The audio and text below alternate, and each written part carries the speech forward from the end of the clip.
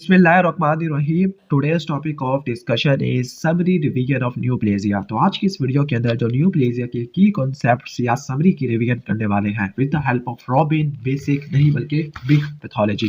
तो स्टार्ट करते हैं वीडियो को। तो सबसे पहला जो समरी है वो बिनाइन और मैलिग्नेंट ट्यूमर की कैरेक्टरिस्टिक्स के बारे में है। वैसे ये इस समरी से अच्छा तो वैसे ये टेबल बना पड़ा है, लेकिन चलो समरी को तैयार कर लेते हैं। तो बिनाइन और मैलिग्नेंट ट्यूमर में पहला फर्क होता है डिफरेंशिएशन का, दूसरा फर्क होता है रेट ऑफ ग्रोथ का, तीसरा फर्क होता है लोकल इन्वेजन का, चौथा डिफरेंस होता है मेटास्टेसिस का। ओके यानी जो बिनाइन ट्यूमर होते हैं वो वेल डिफरेंशिएटेड होते हैं, अपने पैरेंट टिश्यू को रिजेंबल करते हैं, जबकि मैलिग्नेंट ट्यूमर डिफरेंशिएटेड नहीं होते। हाँ, थोड़ी बहुत डिफरेंशिएट हो सकती है, लेकिन कुछ ऐसे होते हैं जो कंप्लीटली अनडिफरेंशिएटेड होते हैं, जिसको एनाप्लास्टिक बोलते हैं। दूसरा पॉइंट आता है बिनाइन ट्यूमर अपने पैरेंट सेल के फंक्शन को रिटेन करते हैं, लेकिन जो मैलिग्नेंट ट्यूमर है ये कोई नए फंक्शन को एक्वायर कर लेते हैं due to derangement in differentiation. तीसरा डिफरेंस है इनकी रेट ऑफ ग्रोथ का। जो बिनाइन ट्यूमर होते हैं इनकी ग्रोथ रिलेटिवली स्लो होती है, जबकि मैलिग्नेंट की काफ़ी ज़्यादा रैपिड होती है।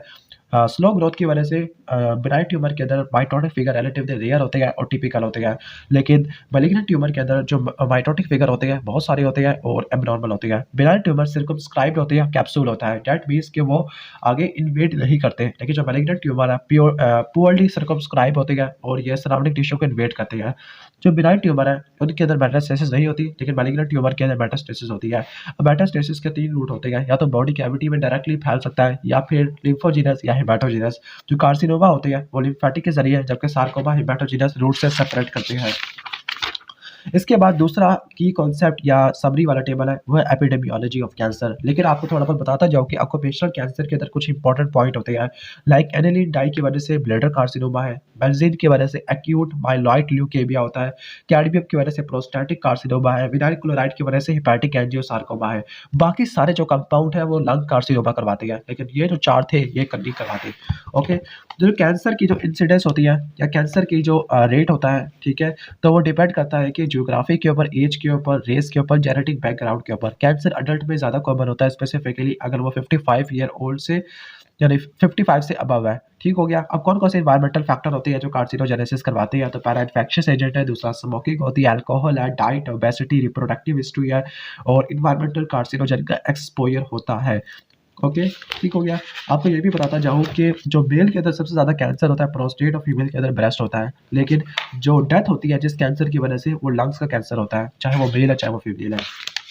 नेक्स्ट चलते हैं हम अ, अब हम हॉल मार्क्स की तरफ आ गए हैं। तो पहला हॉल मार्क होता है insensitivity to the self sufficiency in the growth signal, जिसके अंदर आपने ऑन्कोजीन का पढ़ना है। प्रोटोऑन्कोजीन हमारे नॉर्मल सेल के जीन होते हैं जिनकी प्रोडक्ट सेल की प्रोलिफरेशन को कंट्रोल करती है। ऑन्कोजीन ये प्रोटोऑन्कोजीन के ओवर एक्सप्रेस्ड या म्यूटेटेड वर्जन होते हैं। ये फंक्शन ऑटोनोमसली करते हैं, खुद ब खुद फंक्शन करते हैं। ये नॉर्मल ग्रोथ प्रोमोटिंग सिग्नल के ऊपर डिपेंड नहीं करते, चाहे ग्रोथ फैक्टर है या नहीं है, ये उनके ऊपर डिपेंड नहीं करते, अपनी ग्रोथ को कंटिन्यू रखते हैं। उनको जीन से जो प्रोटीन बनती है उसको उनको प्रोटीन बोलते हैं, और ये उनको प्रोटीन है, ये कैंसर सेल की प्रोलिफरेशन को बढ़ा देती है। इसके बाद constitutive expression of growth factor, उनके कोऑर्डिनेट रिसेप्टर होते हैं, वो आउटोक्राइन सिग्नलिंग लूप बना देते हैं, यानी खुद ब खुद ही ग्रोथ फैक्टर रिसेप्टर एक्टिवेट होता रहेगा और इनके साथ यानी ग्रोथ फैक्टर के रिसेप्टर एक्टिवेट होते रहेंगे और वो ऑटोक्राइन सिग्नलिंग मैकेनिज्म को एक्टिवेट कर देते हैं। अब यहाँ पे कुछ इंपॉर्टेंट चीज़ें आना शुरू हो गई है। जो ऑन्कोप्रोटीन होती है, यानी ऑन्कोप्रोटीन में म्यूटेशन होती है, वो डिफरेंट लेवल पे हो सकती है। लाइक ऑन्कोप्रोटीन ग्रोथ फैक्टर रिसेप्टर भी हो सकती है जिनमें गेन ऑफ फंक्शन म्यूटेशन है, या नॉन रिसेप्टर टायरोसिन काइनेस भी हो सकती है, या डाउनस्ट्रीम सिग्नल एलिमेंट भी हो सकते हैं। यानी ऑन्कोप्रोटीन की म्यूटेशन डिफरेंट लेवल्स पे हो सकती है। पहला टायरोसिन काइनेस रिसेप्टर के अंदर एग्जांपल दिया एपिडर्मल ग्रोथ फैक्टर की, तो इसके अंदर जो म्यूटेशन होती है वो पॉइंट म्यूटेशन होती है और इसकी वजह से लंग्स का कैंसर होता है। HER2 रिसेप्टर टायरोसिन काइनेस, इसकी जो एक्टिवेशन होती है वो जीन एम्प्लीफिकेशन से होती है और ये ब्रेस्ट कैंसर करवाता है। लाइक हर है तो फीमेल है। इसके बाद JAK2 टायरोसिन काइनेस की एक्टिवेशन होती है पॉइंट म्यूटेशन से, तो ये माइलोप्रोलिफरेटिव न्यूप्लाज्म करवाता है। तो ये तो टायरोसिन काइनेस के म्यूटेशन की एग्जांपल हो गई है। इसके बाद है नॉन रिसेप्टर टायरोसिन काइनेस की म्यूटेशन, तो इसके अंदर एग्जांपल दिए ABL की। अब ABL की एक्टिवेशन होती है क्रोमोसोमल ट्रांसलोकेशन से, और ट्रांसलोकेशन के बाद BCR ABL फ्यूजन जीन बन जाएगा। इसकी वजह से क्या क्या हो सकता है? क्रॉनिक माइलॉइड ल्यूकेमिया और एक्यूट लिम्फोब्लास्टिक ल्यूकेमिया। बस दोनों एक दूसरे के ऑपोजिट है। यहाँ पे क्रॉनिक है, यहाँ पे एक्यूट है, यहाँ पे लिम्फोब्लास्ट और यहाँ पे माइलॉइड आते हैं। इसके बाद है रास। अगर रास की एक्टिवेशन होती है पॉइंट म्यूटेशन, जिसकी वजह से बहुत सारी कैंसर हो जाती है। PI3K और ब्रैफ सिरीन थ्रेओनिन काइनेजेस, इनकी एक्टिवेशन होती है तो इनसे भी बहुत सारी कैंसर हो जाती है। MYC ट्रांसक्रिप्शन फैक्टर है, उसकी एक्टिवेशन होती है ओके थ्रू द ट्रांसलोकेशन, तो उसकी वजह से बर्केट लिम्फोमा वगैरह हो सकता है। ओके, अगर जीन एम्प्लीफिकेशन से एक्टिवेशन होती है तो न्यूरोब्लास्टोमा हो सकता है, या अपस्ट्रीम सिग्नलिंग पाथवे की एक्टिविटी होती है तो बहुत सारी कैंसर हो जाती है।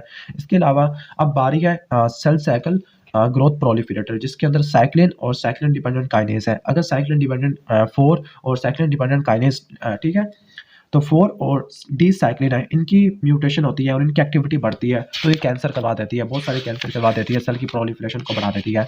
अब हम चलते हैं ट्यूमर सप्रेसर जीन की तरफ। ट्यूमर सप्रेसर जीन के अंदर पहली एग्जांपल है रेटिनोब्लास्टोमा की और दूसरी एग्जांपल होगी P53 की। जब रेटिनोब्लास्टोमा की हाइपोफॉस्फोराइलेशन होती है, यानी इसमें से फॉस्फेट ग्रुप निकाल लेती है, तो रेटिनोब्लास्टोमा एंटी प्रोलिफरेटिव इफेक्ट दिखाता है। किस तरह से दिखाता है? ये इलोंगेशन फैक्टर 2 ट्रांसक्रिप्शन फैक्टर पे बाइंड करेगा और उसको इनहिबिट कर देगा, ठीक है। अब जब इलोंगेशन फैक्टर 2 इनहिबिट हो जाएगा तो इसकी वजह से जो सेल है वो आगे G1 टू S फेज में ट्रांजिट नहीं कर सकता, तो ये चेक पॉइंट के तौर पे काम आता है। नॉर्मल सेल के अंदर ग्रोथ फैक्टर पाथवे होता है, तो वो करता क्या है, वो इनको एक्टिवेट करेगा साइक्लिन को, जो उसकी फॉस्फोरिलेशन करेंगे। फॉस्फोरिलेशन के बाद रेटिनोब्लास्टोमा इनएक्टिवेट हो जाता है। ओके, अगर रेटिनोब्लास्टोमा की एक्टिविटी खत्म हो गई है तो फिर बहुत सारी कैंसर हो सकती है। क्या वजह हो सकती है? या तो रेटिनोब्लास्टोमा के जीन के अंदर लॉस ऑफ फंक्शन म्यूटेशन है, या साइक्लिन डिपेंडेंट काइनेज 4 और डी साइक्लिन इनके जीन में गेन ऑफ फंक्शन म्यूटेशन है, या लॉस ऑफ फंक्शन म्यूटेशन होती है इनके इनहिबिटर की, साइक्लिन के कुछ इनहिबिटर होते हैं लाइक INK4 है, INK4AP16 है, या फिर वायरल ऑन्कोप्रोटीन होती है जो रेटिनोब्लास्टोमा पे जाके बाइंड करती है लाइक E7, जो E6 होती है P53 पे जाके बाइंड करती है। अब नेक्स्ट है हमारा गार्डियन ऑफ जीनोम, जिसमें आता है P53। जो P53 है ये सेंट्रल मॉनिटर होता है, सेल के अंदर जितना भी स्ट्रेस होते हैं उनको ये मॉनिटर करता है, सेंस करता है। जब एनोक्सिया होता है या म्यूटेटेड ऑन्कोप्रोटीन से इनएप्रोप्रिएट सिग्नलिंग होती है या DNA डैमेज होता है, तब ये एक्टिवेट होता है और ये 4 टाइप के जीन्स को कंट्रोल करता है। पहला सेल साइकिल की अरेस्ट वाले जीन है, ओके। दूसरा DNA रिपेयर वाले जीन है, ओके। तीसरा होते हैं सेलुलर सेनेसेंस वाले हैं और चौथा एपोप्टोसिस वाले हैं। तो 4 टाइप के जीन्स को कंट्रोल करता होता है। दोबारा बता दूं, सेल साइकिल के अरेस्ट वाला जीन है, DNA रिपेयर वाला है, सेनेसेंस है और एपोप्टोसिस वाला है। अब जो DNA का डैमेज होता है उसको सेंस कौन करता है? कॉम्प्लेक्सेस होते हैं जिसके अंदर काइनेसिस होती है, स्पेसिफिकली ATM ATR फैमिली वाले। अब ये काइनेस होते हैं P53 के फॉस्फोरिलेशन करते हैं, जिसकी वजह से ये अपने इनहिबिटर से रिलीज हो जाएगा। इनहिबिटर में MDM2 है। जब P53 एक्टिवेट होता है तो cyclin dependent kinase inhibitor P21 उसको एक्टिवेट करता है। जो P21 इनहिबिटर होता है ये सेल साइकिल की G1 में अरेस्ट करवा देगा, तो सेल साइकिल का अरेस्ट हो गया, ठीक है। अब ये अरेस्ट होता है, ये सेल को अलाउ करता है कि वो रिपेयर करे, और रिपेयर कराने के लिए D45 प्रोटीन होती है। लेकिन अगर रिपेयर नहीं हो सकता तो ये बैग्स और पूमा को एक्टिवेट करा के एपोप्टोसिस करवा देता है, ठीक हो गया। या सेल के सेनेसेंस भी करवा सकता है। अगर TP53 के जीन के अंदर लॉस ऑफ फंक्शन म्यूटेशन होती है तो इसकी वजह से लीफ-फ्रोमानी सिंड्रोम हो सकता है, जिसके अंदर TP53 के इनहेरिटेड डिफेक्टिव कॉपी होती है। इसी तरह जो P53 है उसको एक्टिवेट करने वाला E6 प्रोटीन होता है। जो E6 प्रोटीन है ह्यूमन पैपिलोमा वायरस प्रोड्यूस करता होता है, ठीक हो गया। अब इसके अलावा दूसरे मेजर ट्यूमर सप्रेसर जीन का मैकेनिज्म ऑफ एक्शन बता रहे हैं, जिनको आप छोड़ो, ये याद भी बड़े मुश्किल से होते हैं। अब हम चलते हैं अल्टर्ड सेलुलर मेटाबॉलिज्म।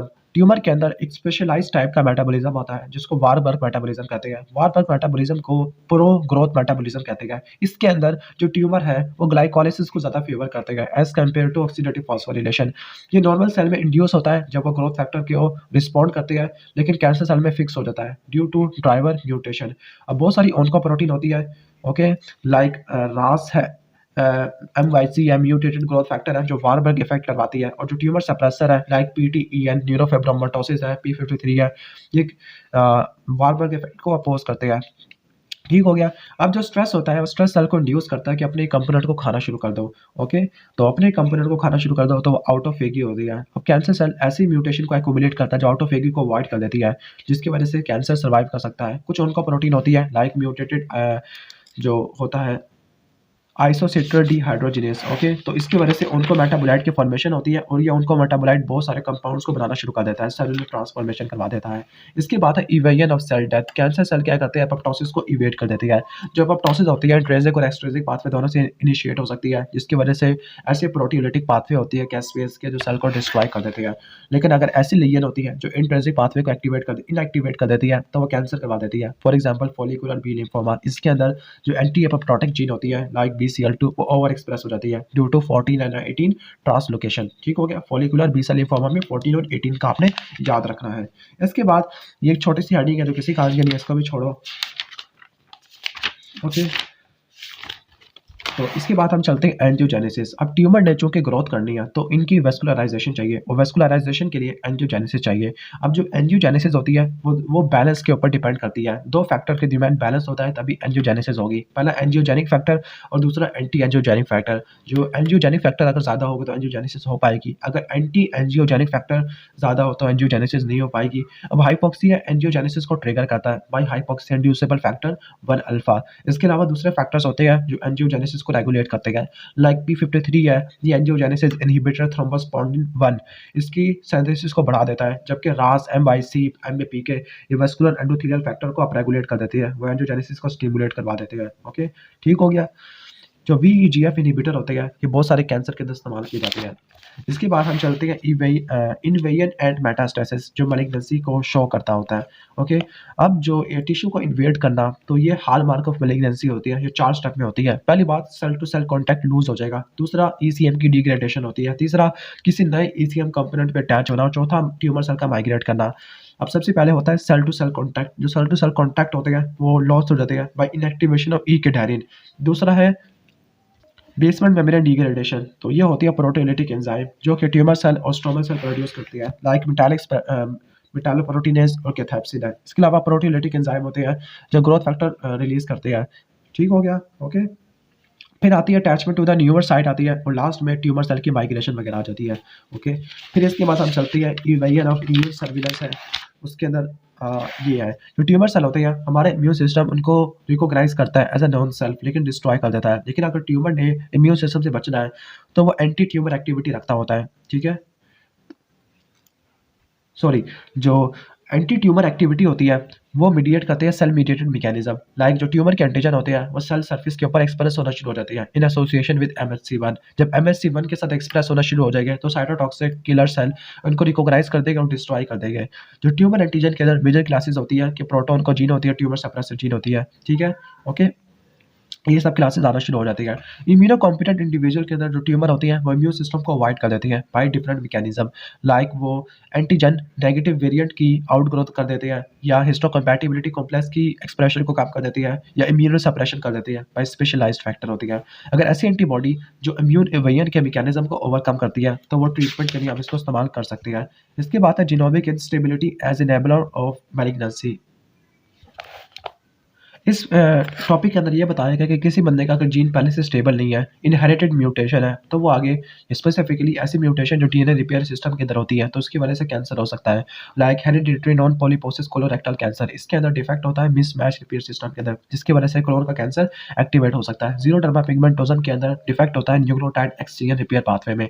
ठीक है, और इसके अंदर जो कैंसर होता है वो जीरोडर्मा पिगमेंटोसम का होता है, क्योंकि जो UV लाइट होती है वो पिरामिडिन डायमर क्रिएट कर देती है। इसके अलावा होमोलोगस रिकॉम्बिनेशन रिपेयर डिफेक्टिव हो जाए तो इसकी वजह से ब्लूम सिंड्रोम, एटेक्सिया टेलेंजेक्टियाजा है, फैनकोनी एनीमिया होता है।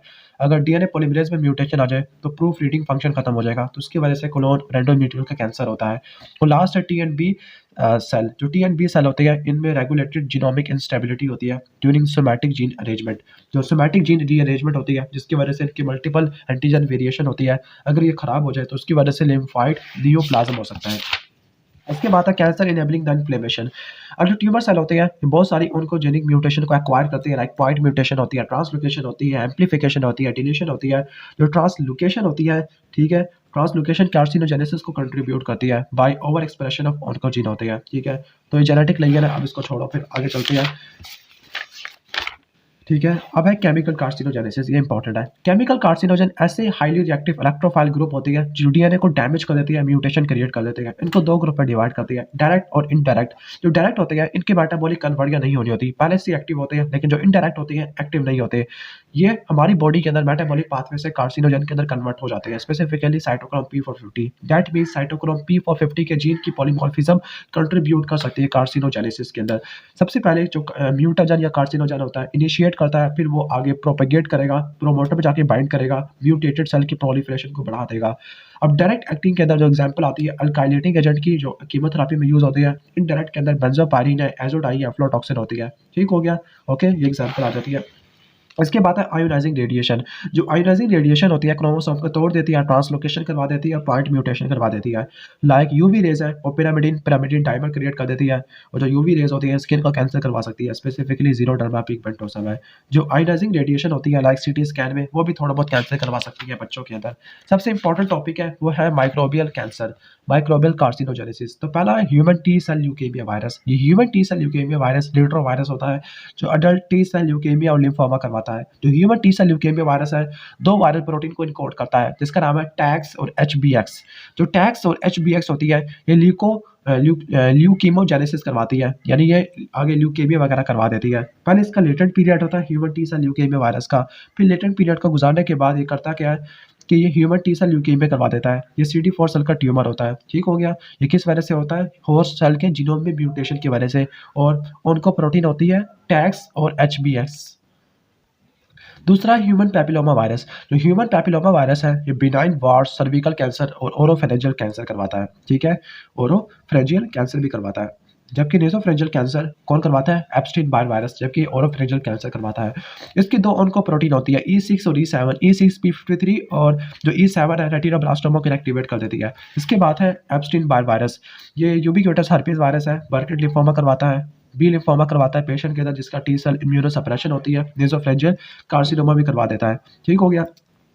अब ये करता क्या है कि इसके अंदर जो मैकेनिज्म होता है उसका कैंसर का, वो ये होता है कि बहुत सारी ऑन्कोप्रोटीन प्रोड्यूस करता है, वो ऑन्कोप्रोटीन बी सेल के सिग्नलिंग को इंड्यूस कर देती है, ठीक हो गया, ओके। तो अगर टी सेल इम्यूनिटी एब्सेंस है तो इस केस में ईबीपी यानी जो एप्स्टीन बार वायरस से इन्फेक्टेड सेल होती है वो तेजी से ग्रो करेंगे और बी सेल का ट्यूमर करवा देंगे। लेकिन अगर टी सेल इम्यूनिटी नॉर्मल है तो कुछ ही जो ट्यूमर सेल होते हैं वो आगे प्रोलिफरेट करेंगे। इसके बाद है hepatitis B and C virus. तो हेपेटाइटिस सी होता है, तो हेपेटाइटिस सी का केस में क्या होता है? एचबीएक्स प्रोटीन होती है, वो करते क्या है बहुत सारे सेलुलर ट्रांसडक्शन पाथवे को खराब कर देती है या एक्टिवेट कर देती है, जो कार्सिनोजेनेसिस करवाता है, यानी ये हेपेटोसेलुलर कार्सिनोमा करवाती है। हेलिकोबैक्टर पाइलोरी, गैस्ट्रिक एडिनोमा और माल्टोमा वगैरह करवा देता है। मैकेनिज्म ऑफ एक्टिवेशन या उसका क्या होता है कि ये एक जीन होती है लाइक CAGA। जो CAGA है बहुत सारे ग्रोथ फैक्टर को एक्टिवेट कर देती है। अब लास्ट टॉपिक है, नहीं बल्कि सेकंड लास्ट है, वो है क्लिनिकल एस्पेक्ट ऑफ ट्यूमर। तो पहला कैशेक्सिया। कैशेक्सिया के अंदर जिसके अंदर कैंसर होता है उसका बॉडी फैट और बॉडी मास कम हो जाता है, वीकनेस होती है, एनोरेक्सिया होता है और अनीमिया होता है। होता ही क्यों है कि जो होस्ट का इम्यून सेल है या ट्यूमर होते हैं वो कुछ साइटोकाइन प्रोड्यूस करना शुरू कर देते हैं लाइक TNF है। इसके बाद है पैरानियोप्लास्टिक सिंड्रोम। पैरानियोप्लास्टिक सिंड्रोम एक सिम्पटम का कॉम्प्लेक्सेस होता है। आप इनको एक्सप्लेन नहीं कर सकते बाय ट्यूमर सेपरेट से, या जो वो हार्मोन प्रोड्यूस करती है उससे भी एक्सप्लेन नहीं कर सकते। इन शॉर्ट के ट्यूमर कहीं एक जगह से दूसरी जगह पे मौजूद हो और वहाँ पे कुछ अजीबोगरीब हार्मोन प्रोड्यूस कर रहे हो तो उसको पैरानियोप्लास्टिक सिंड्रोम बोलती है। एग्जाम्पल में एंडोक्राइनोपैथी में Cushing syndrome, hypercalcaemia, neuropathic syndrome में पोलीमायोपैथी है, पेरिफेरल न्यूरोपैथी है, ओके। इसके अलावा स्किन डिसऑर्डर के अंदर कैथोसिस डायग्निकन है, स्केलेटल और जॉइंट एब्नॉर्मेलिटीज के अंदर ऑस्टियोआर्थराइटिस है, ऑस्टियोआर्थोपैथी होती है, क्लबिंग वगैरह होती है। नेक्स्ट है ग्रेडिंग और स्टेजिंग। जो ग्रेडिंग होती है साइटोलॉजिकल अपीयरेंस से डिटरमिन की जाती है, जबकि स्टेजिंग होती है सर्जिकल एक्सप्लोरेशन से या इमेजिंग से डिटरमिन की जाती है। जो ग्रेडिंग होती है वो डिफरेंशिएशन के ऊपर बेस्ड करती है, जबकि स्टेजिंग होती है ये 3 चीज़ों के ऊपर बेस्ड करती है कि लिम्फ नोड का सेपरेट क्या है, डिस्टेंट मेटास्टेसिस तो नहीं है, और उसका साइज क्या है। रिलेटिवली स्टेजिंग की ज़्यादा क्लिनिकल वैल्यू होती है। और लास्ट है इस चैप्टर का वो है laboratory diagnosis of cancer. Cancer को डायग्नोस करने के लिए बहुत सारी सैंपल अप्रोचेज होती है लाइक एक्सियन है, बायोप्सी है, फाइन नीडल एस्पायरेशन है और साइटोलॉजिकल स्मीयर्स होती है। जो इम्यूनोहिस्टोकेमिस्ट्री और फ्लो साइटोमेट्री होती है इसकी स्टडीज हमें हेल्प करती है the diagnosis and the classification of tumour, because क्योंकि जो डिफरेंट एक्सप्रेशन पैटर्न होता है वो किसी कैंसर के लिए स्पेसिफिक होता है, ओके, ठीक हो गया। इसके अलावा जो मॉलिक्यूलर एनालिसिस होती है वो भी ट्यूमर को डायग्नोसिस के लिए, प्रोग्नोसिस के लिए इस्तेमाल होती है, मिनिमल रेसिडुअल डिजीज को डायग्नोस करने के लिए या हेरिडिटरी प्रीडिस्पोजिशन को देखने के लिए इस्तेमाल की जाती है। अब ट्यूमर कुछ ऐसे मार्कर्स प्रोड्यूस करते हैं जो उसके लिए स्पेसिफिक होती है, लाइक प्रोस्टेट स्पेसिफिक होती है। ये हमें पता चल जाएगा कि प्रोग्नोस्टिक वैल्यू क्या है, यानी जो प्रोस्टेट का कैंसर है ठीक हो रहा है या नहीं हो रहा। लेकिन इनकी स्क्रीनिंग ये सिर्फ स्क्रीनिंग के तौर पे इस्तेमाल होते हैं क्योंकि इनकी सेंसिटिविटी और स्पेसिफिसिटी कम होती है। Like prostate specific antigen BPH के अंदर भी बढ़ जाता है, तो हम ये थोड़ी कह सकते हैं कि उसको प्रोस्टेट कैंसर है।